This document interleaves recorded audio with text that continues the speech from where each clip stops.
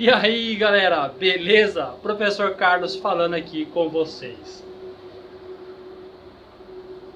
E eu vim aqui para dar um recadinho, tá?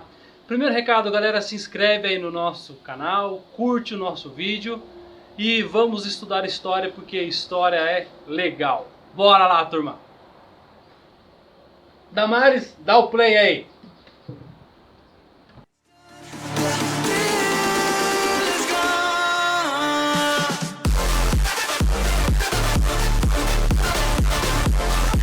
Vamos lá então, galera, começar a nossa aula sobre Grécia Antiga, né? Se você achava esse assunto difícil, complicado, professor, eu não vou entender isso daí, fica calmo, porque aqui está o seu professor para deixar o assunto mais difícil ainda para você. Mano, porque vocês sabem, né, galera, eu gosto de complicar as coisas.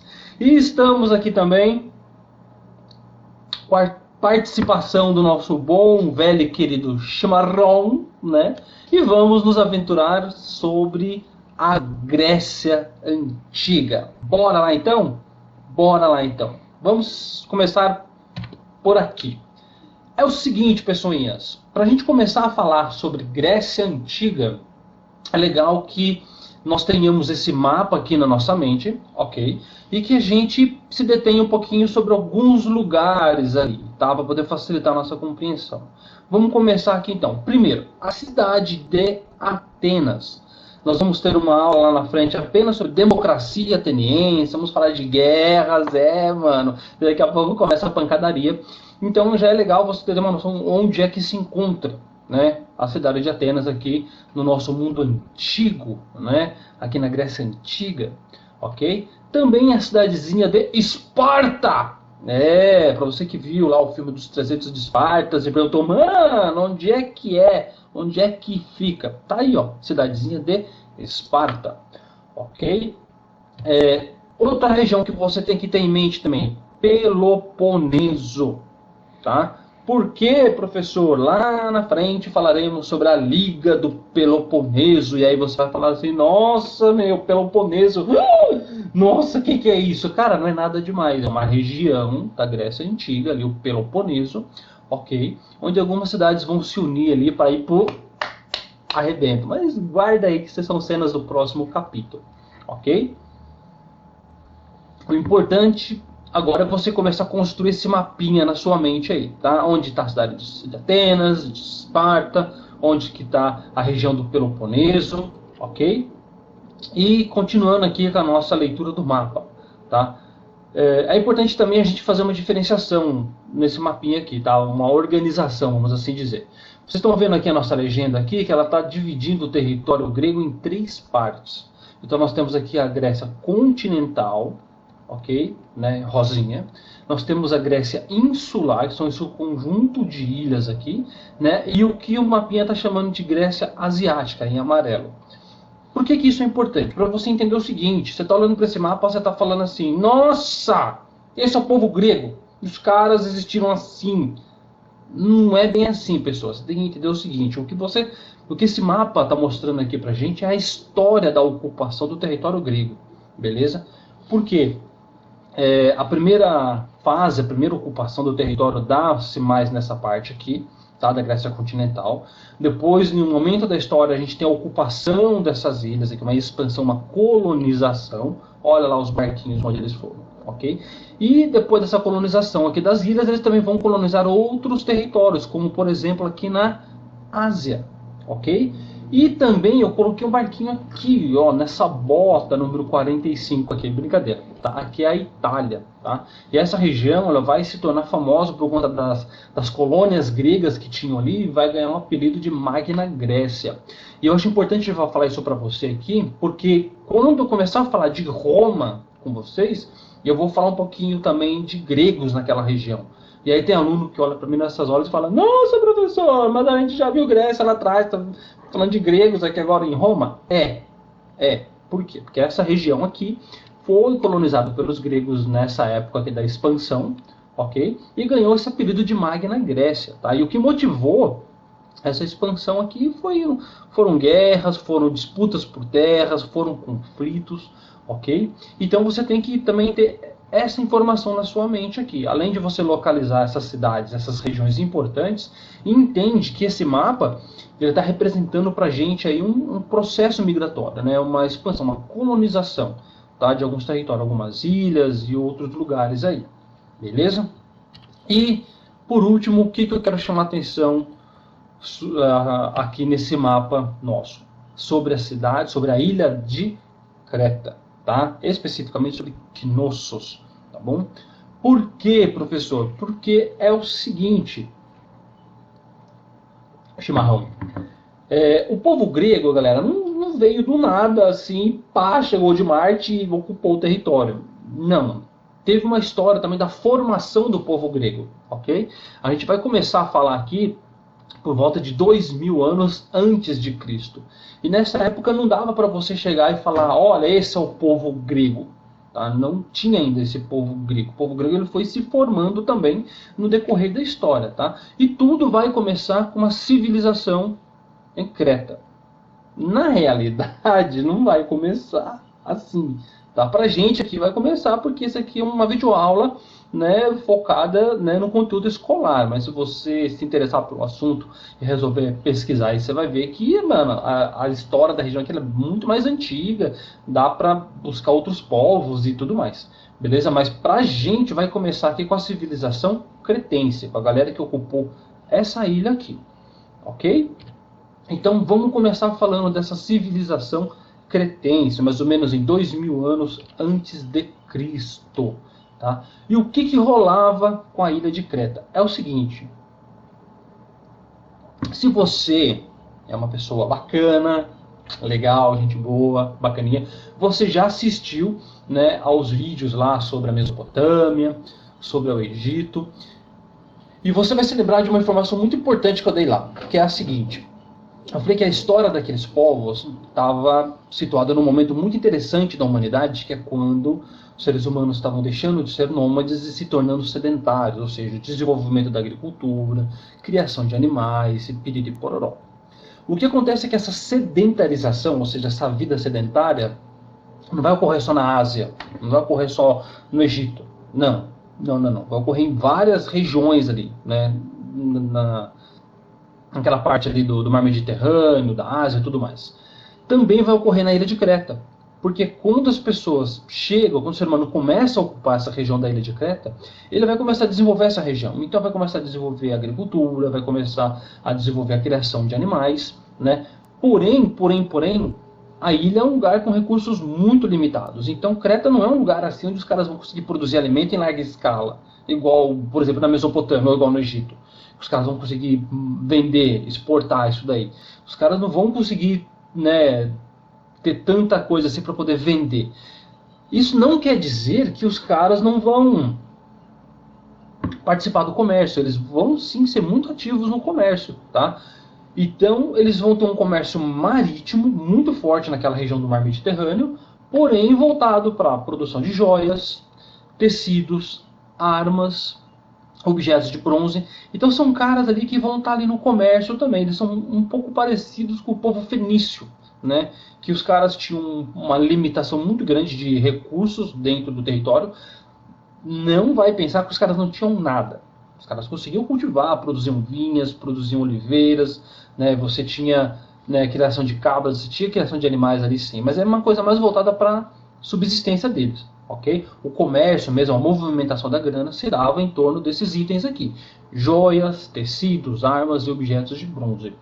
E isso, cara, gerou uma economia muito forte, cara, muito forte mesmo. Os caras eram ricos, eles dominavam, eles tinham uma marinha muito grande. Então, assim, a ilha de Creta, no povo cretense, os caras vão se tornar referência ali naquela região do mar Mediterrâneo, como comerciantes e tudo mais.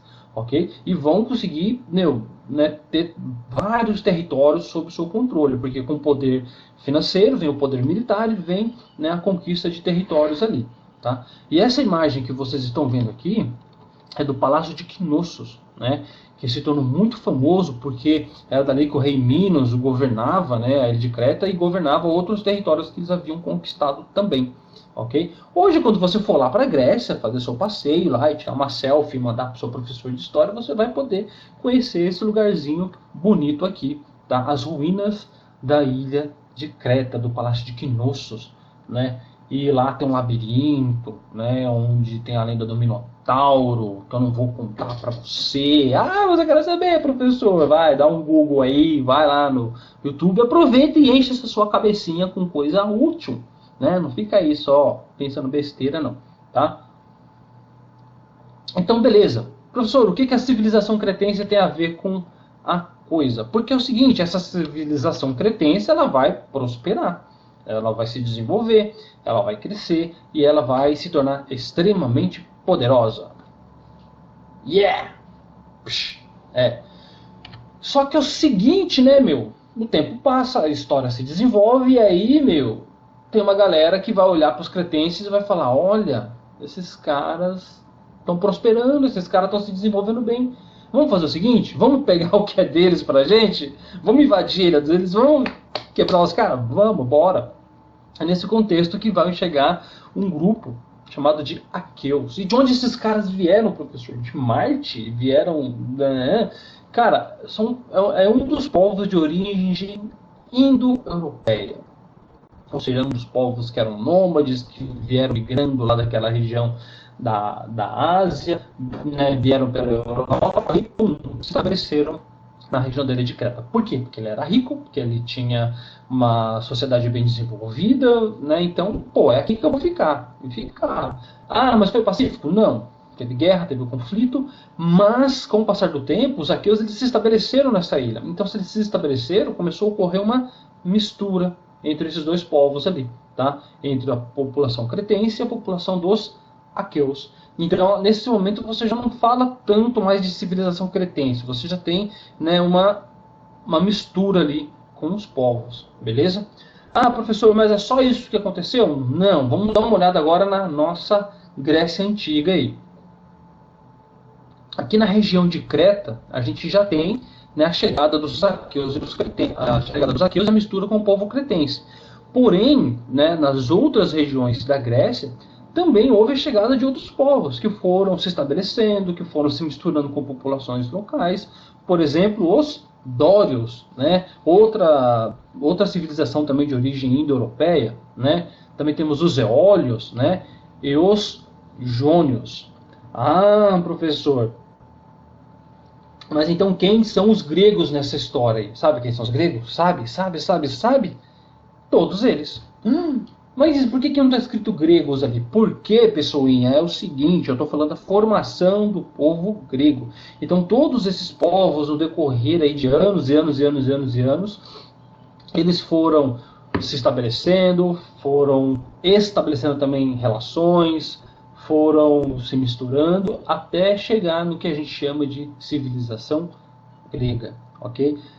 E se na sua cabeça está aquela ideia de Grécia Antiga como uma grande nação, país, né, tudo unido por uma única bandeira, um único líder, esquece, cara, esquece. Porque você já está vendo, né, já que foram povos que foram formando, né, o que a gente chama de Grécia Antiga, obviamente que não teve uma unificação naquilo ali. Inclusive a ideia de unificação vai surgir depois e vai ser motivo de muita treta entre esses caras aí. Então começa a ficar com essa informação na sua cabeça aí, beleza? Esses povos chegam, eles vão se estabelecendo, vão mantendo relações, mas cada um vai formando o seu território, a sua cidade, né? A sua região de controle ali, beleza? Joinha até aqui. Se tiver dúvida, volta ao vídeo, não passa dessa parte aqui se tiver com dúvidas, beleza? Beleza, continuando aqui então. Essa parte da história da Grécia Antiga é uma parte assim com uma certa dificuldade de fontes históricas, de documentos escritos sobre o assunto, ok? Então quais são as duas maiores fontes que nós temos sobre esse período aí? São duas obras, né? São dois livros de um poeta muito famoso na época, tá? Conhecido nas quebradas como MC Homero. brincadeira, tá? O poeta Homero. O poeta Homero ele vai escrever esses dois livros aqui, tá? A Ilíada, né? E a Odisseia. E o que o Homero ele narra basicamente nessas duas obras aqui, tá? Na Ilíada ele vai falar especificamente sobre a Guerra de Troia, beleza? E na Odisseia ele vai contar o retorno, né, cara, de Ulisses, né, da Guerra de Troia até a sua ilha Ítaca. E no meio do caminho ele vai enfrentar os deuses, vai passar por vários desafios, piriri pororó. Porém, essas obras que foram escritas para narrar, né, a Guerra de Troia, né, e a história de Ulisses, elas acabam sendo fontes históricas extremamente importantes para os historiadores entenderem esse momento aqui, tá? E só para você entender, quando que, né, essas obras estão localizadas. Não, vamos usar esse mapinha aqui que é melhor. Aqui, ó, tá? Quando tem essa expansão dos aqueus aqui, né, lembra dos barquinhos, os caras lá e tal. Quando tem essa expansão dos aqueus aqui, eles vão entrar em contato com vários povos, como por exemplo os troianos. Os troianos já tinham uma tradição de comércio muito forte aqui também nessa região do mar Mediterrâneo. E aí você já entendeu, né? Os aqueus chegam, dominam Creta, os caras se estabelecem, dominam o comércio naquela região que já era forte. E aí os aqueus vão bater de frente com os troianos, cara. E aí os caras não vão chegar numa acordo do tipo, olha, vocês navegam para lá, eu navego por aqui. Não, um queria ter o que era do outro. E aí é claro que o resultado disso é o quê? Guerra, né? A guerra, né, dos gregos contra os troianos, ou dos aqueus contra os troianos. E essa guerra ela foi tão grande, ela foi tão intensa, tão tipo pá, que virou duas obras literárias que, meu, nós temos acesso até hoje, tá? Se você se interessar, você pode baixar na internet e ler, cara. São livros que você acha aí facinho para ler, super de boa. E eu pessoalmente recomendo a leitura, tá? Tem séries sobre esse momento histórico que é muito da hora, tá? E por que o Homero ele escreve isso daí? Ele escreve essas histórias porque ele não estava preocupado em falar pra gente quem eram os gregos, não, ele estava preocupado em narrar, né, um fato que para os gregos foi fantástico, foi vencer a guerra contra os troianos, que, meu, os caras eram tipo, pá, top na época, né? Tinha uma cidade muito forte, tinha um exército muito forte, piriri pororó, né? Porém, pra gente acabou ficando como fonte histórica isso daí. Beleza? Eu não vou mais falar aqui, né? Se não dava para falar a aula inteira disso daqui, mas tem outras coisas importantes também. Beleza? Continuando aqui então. Vamos raciocinar o seguinte. Aqueles povos estão chegando ali na Grécia. Beleza? Estão se estabelecendo, né? Obviamente, essas pessoas vão começar a formar pequenos grupos, pequenas comunidades, pessoas que conviviam juntos, né? E vamos retomar aqui. Não vou fazer essa comparação, senão você vai começar a pensar besteira, tá? Então, né, eu coloquei aqui um exemplo aqui do que seriam essas primeiras comunidades, né, de jônios, de ólios, de dórios, de aqueus que estavam se estabelecendo naquela região da Grécia ali, tá? E essas primeiras comunidades, elas tinham um líder. Então você tinha um grupo de pessoas vivendo numa determinada região ali, sei lá, da Lacônia, por exemplo. Essa galera vivia ali e eles tinham um líder, um patriarca. Por que patriarca? Porque toda essa galera que vivia junto ali, eles acreditavam que eles eram descendentes de um personagem tal do passado, de um herói, de alguém assim tal. Então eles acreditavam que eles tinham todo um laço de parentesco, se achavam familiares, e é por isso que o líder, o cara mais velho que comandava aquele grupo ali, ele era conhecido também como patriarca, que vem de pai, né? O mais velho, o cara que, né, comanda todo mundo ali e tudo mais, tá? E essa formação, esse grupo social, esse pequeno grupo que começa a se estabelecer ali, começa a viver naquela região, vai ganhar o nome de geno, ou sociedade gentílica, que a gente vai falar. Nossa, sociedade gentílica. Meu, anota aí para você não se perder, ok? Só é um nominho um pouquinho chato, mas, cara, é fácil. É um grupo de pessoas que estavam se estabelecendo na Grécia por volta de 2000, né, antes de Cristo. Né? Tinha um líder, que era o cara mais velho, e todos eles achavam membros da mesma família. Pô, meu, olha que fácil o negócio, velho. Você tá me tirando, né? Até deu uma tombada aqui na câmera, cara. Meu Deus do céu. Tá, continuando agora. Tá? O que vai acontecer aqui então? Os genos estão lá, a galera tá vivendo, a coisa tá rolando. Vixe, peraí, que acabou a água do chimarrão.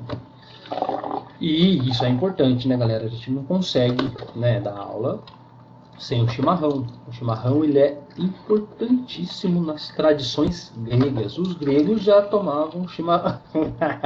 Não vai escrever isso na atividade, pessoinha, tá? Eu tô zoando, isso foi zoeira, tá? Vamos lá então, tá? Genos. Os genos estavam lá se desenvolvendo, as pessoas estavam vivendo, estavam felizes, taranã, e a coisa não ficou por aí, tá? Já falei, né, que eles acreditavam que eles faziam parte de uma família, descendiam de um ancestral comum, mas eu quero focar em outra parte aqui dos genos. Vamos dar um exemplo aqui agora. Imagina aí, não um geno, imagina uma região com vários genos. Ou seja, vamos dar um exemplo aqui de 3. Imagina uma região lá, né, do Peloponeso, 3 genos. Então lá, um vizinho do outro e tal. E esses genos eles tinham relações, podiam ser amistosas ou não. Os caras podiam entrar em conflito, eles podiam se unir, né? Então era uma dinâmica, né, que ocorria entre eles ali. Tá? No caso aqui, o processo que eu quero chamar a atenção para vocês foi de união dos genos, que era também muito comum por laços de casamento, por interesses políticos, né, por interesses militares. Os caras acabavam se unindo. Só que quando os genos se uniam, eles não se chamavam mais genos. Qual que era o nome que se dava para aqueles grupos? Obviamente porque o gênero ele era um grupo mais limitado, né? Todo mundo ali era parente de um mesmo ancestral comum, paraná. Então quando os gêneros se unem, essa visão acaba se tornando um pouco complicada, né? Não faz mais sentido, porque a minha família está com outra família, com outra descendente e tal, então a ideia de gênero já começa a desaparecer ali. Mas quando os gêneros se unem, o que surge? Surge um outro grupo maior chamado de fátria. E o que é a fátria? A fátria vem de fraternidade, ou seja, vem de irmãos, de pessoas, tipo parceria, que nem eu e você, tá ligado? Toca aqui, é nós. Então a fátria fala de irmandade. Então quando os genos se unem, aqueles núcleos familiares se unem, surge uma ideia de irmandade. Né? Olha, o meu gênero é diferente do seu, eu venho de uma descendência, eu venho de outra, mas já que a gente está se unindo, agora nós somos parça, mano, nós somos irmãos, certo, truta? É um negócio mais ou menos assim.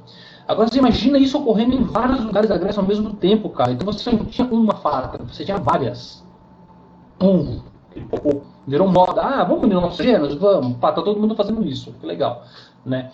E as fátrias se unem. Então você tem a Grécia ocupada por várias fátrias. Mas aí o tempo vai passando, as pessoas vão se desenvolvendo, vão tendo filhos, netos, né? As famílias vão crescendo. Chega uma hora que essas fátrias, elas também vão começar a se unir.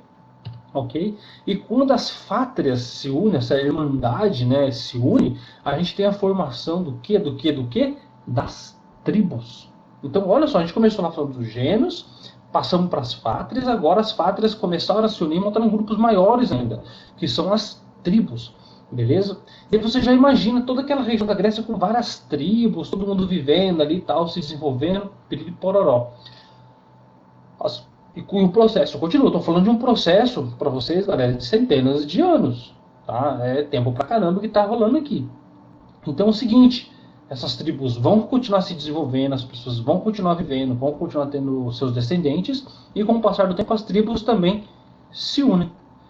As tribos se unem, aqueles grupos que já eram, né, substanciais vão se unir, e ao se unirem vão formar as cidades-estados. E agora sim a gente começa a falar de cidade-estado, e é um termo que a gente vai falar bastante agora no decorrer do nosso estudo sobre a Grécia. O que você tem que entender é que as cidades-estados elas se originam dessa maneira. Lá no começo eram gêneros, depois os gêneros vão se unir em fátrias, as fátrias vão dar origem às tribos, e as tribos vão dar origem às cidades-estados. Tá? Um núcleo bem maior, bem mais organizado, que vai ter algumas características aí. Tá? Vamos pegar nosso exemplo aqui então da nossa cidade-estado. Professor, como que era uma cidade? O que era uma cidade-estado na Grécia Antiga? Vamos lá então. Tem algumas características aqui para a gente seguir. Primeiro, cada cidade-estado tinha seu próprio líder. Então, por exemplo, Atenas tinha o líder dela. Esparta tinha o líder dela. Corinto tinha o líder dela. Ou seja, então, o líder de uma cidade-estado não interferia na outra. Então, cada cidade-estado tinha o seu próprio líder, independente, né, do que rolava nas outras cidades lá. Ok? Obviamente se ela tinha essa independência com relação à liderança, ela também tinha o seu próprio exército. Então, para poder se proteger, para poder atacar os inimigos, as outras cidades e estados, então, cada cidade e estado tinha o seu próprio exército, ok? As suas próprias leis. Então, lá na frente a gente vai ter um estudo também sobre Atenas e sobre Esparta, e vocês vão ver que aquilo que se aplicava em Atenas não se aplicava em Esparta, e vice-versa. O que se aplicava em Corinto não se aplicava nem em Atenas nem em Esparta. Cada uma tinha uma ideia sobre governança, sobre escravidão, sobre política e tudo mais. Tá? Então, isso já começa a mostrar para a gente o que era uma cidade-estado na Grécia. Cada um tinha seu líder, cada um tinha seu próprio exército, tinha suas próprias leis, tinha sua própria moeda, ou seja, sua própria economia, né, ali dentro. Então, né, comercializar em Atenas era uma coisa, em Esparta era outra, ok? Ah, professor, havia comércio entre uma cidade e outra? Sim, havia. Né? Eles tinham os mecanismos deles lá de permitir que uma cidade comercializasse com outra, que os habitantes de uma cidade comercializassem com outra, tá? Elas não eram isoladas. Isso é importantíssimo você ter em mente. Tem aluno que olha para isso e fala assim, ah, então o cara começa a imaginar um monte de cidade isolada lá na Grécia. Uma não falava com a outra, um era inimigo da outra. Podiam ser inimigas? Podiam. Atenas e Esparta já entraram em guerra várias vezes durante esse período. Podiam ser amigas? Sim, Atenas e Esparta também já se uniram em alguns momentos. Então, sabe, é uma dinâmica muito comum, tá? Se unirem, se afastarem, guerrearem, depois se unirem. Acontecia, ok?